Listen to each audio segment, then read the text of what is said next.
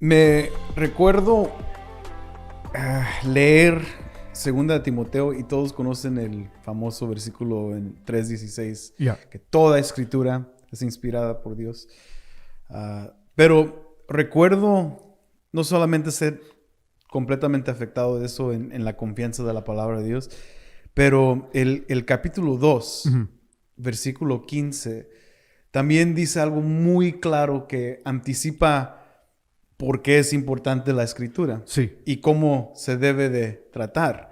Y en el capítulo 2, Pablo menciona que un obrero debe de trabajar para presentar la palabra bien, dividir la palabra bien y con precisión, dice Pablo, con precisión manejar la palabra para de esa manera probarte aprobado de lo que has estudiado, para así cuando estudias o cuando predicas todo el consejo de Dios, lo vas a hacer con precisión. Bien. Y luego porque confías en lo que estás diciendo. Y eso yo creo que es una de las cosas que como predicadores uno tiene que recordarse de por qué manejar la palabra con precisión, pero también la confianza que uno deposita en la palabra que está dando. Tener esa confianza en que cuando uno va a predicar, está predicando la palabra de Dios. Y muy interesante que lo pones de esa manera, de recordar el pasaje, de manejar la palabra con precisión. En inglés me encanta, rightly divided, o sea, cortada o dividida de una manera correcta.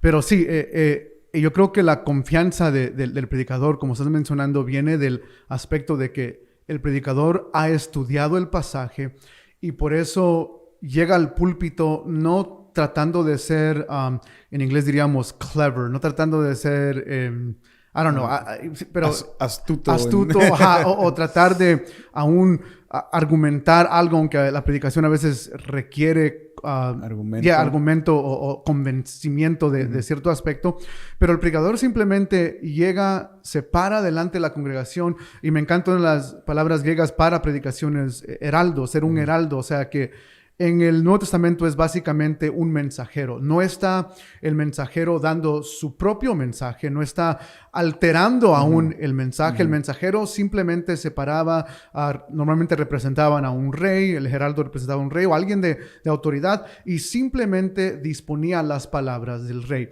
Y como predicadores, nosotros estamos haciendo lo mismo. Y entonces la confianza al llegar al púlpito no es... ¿dónde meto el chiste para agarrar a la gente? O ¿cómo puedo ser relevante o cool o hip? O ahora lo nuevo cool es no ser cool, sino ser, iba a decir transparente, pero auténtico. Esa palabra auténtico en estos días. Ser auténtico. Y la gente tiene...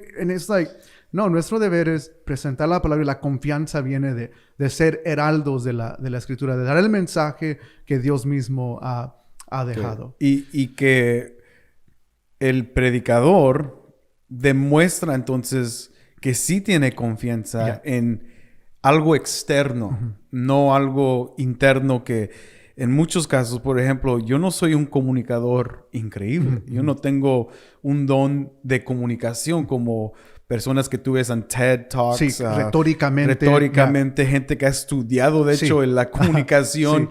O sea... Eso en ciertos casos para un comunicador puede descansar en su don, puede descansar en su habilidad y en su talento, pero el predicador, aunque no es... Claro, creo que si vemos algunos de los predicadores en la historia tenían un don increíble de comunicación, pero su descanso nunca o su confianza nunca fue en su don, habilidad, ni en su talento ni habilidades. Fue directamente de parte de la palabra de Dios, porque en la palabra encuentra suficiencia. O sea que lo que él va a transmitir, que es la palabra de Dios, aunque tal vez hay muchas otras cosas sucediendo en el mundo en el momento, tal vez hay cosas de mucha más relevancia que uno puede enseñar o predicar, él sabe que la palabra de Dios nunca va a regresar vacía. y esa es nuestra confianza, lo mencionaste, 1 Timoteo capítulo 3. Me encanta que todo el capítulo 3 inicia con comezón de oídos, lo que la gente va a querer los últimos días, y eso implica que hay predicadores que se van a dar a eso. O sea, ¿cómo puedo yo rascar esa comezón siendo atractivo, y lo vemos mucho en modelos de iglesia? Pero me encanta que inicia el capítulo 3 con ese argumento de lo que la gente va a querer, y luego el capítulo 4 Pablo dice a Timoteo, pero tú predica la palabra. Y yo creo que ese es nuestro llamado, predicar simplemente la palabra.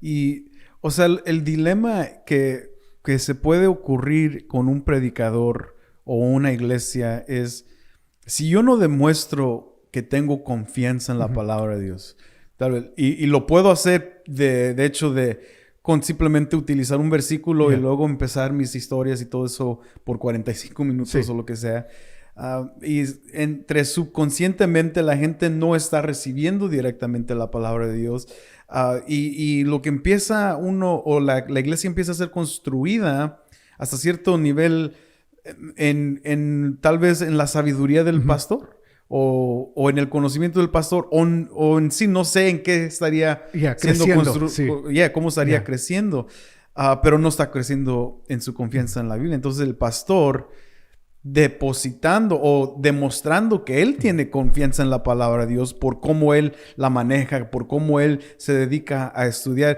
O sea, Henry, nos pagan a nosotros trabajando aquí, para ser pastores, que supuestamente debemos estar enseñando y estudiando la palabra en oración, estudiando la palabra. O sea, no nos pagan para hacer podcasts, ¿verdad? Exacto, que a veces tú lo ves, pero no estamos dedicando nuestras vidas a esto. No quiero hacerme famoso por un podcast. Exacto. Yo creo que tú tampoco. En sí, pastores son en congregaciones se les paga cuando puede la congregación hacerlo para enseñar la palabra de Dios. Y si no hay confianza del punto del pastor, la iglesia entonces va a desarrollar también ese concepto de la palabra de Dios que en sí no es importante. Y por eso mucha gente en la iglesia ni lee la Biblia, no la estudia, no se la lee a sus hijos, sus hijos no lo ven leer. Y lo que empieza a crear es una cultura anémica dentro de la congregación. No tiene defensas espirituales para vivir en el mundo en cual estamos viviendo. Sí, y de nuevo regresamos al énfasis de nuestro deber entonces es predicar la palabra porque entendemos la suficiencia de las Escrituras.